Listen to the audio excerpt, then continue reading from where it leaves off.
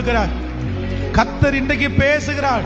மகளே, எல்லாரும் உன்னை தனியாய் விட்டு விட்டு கடந்து போனார்களோ, யாருமே உன் கூட இல்லையோ, தட்டி கொடுக்க வேண்டிய, உற்சாகப்படுத்த வேண்டிய பல, உன் கூட சாகிற வரைக்கும் நான் இருப்பேன்னு சொன்ன நிறைய பேர், இந்த காரியத்துல நான் தான் உன்னை நடத்த போறேன், நான் தான் உனக்கு செய்ய போறேன்னு சொன்ன நிறைய பேர் உங்களை கை விட்டுட்டாங்கல்ல, உங்களை தனியா விட்டுட்டு போயிட்டாங்கல்ல.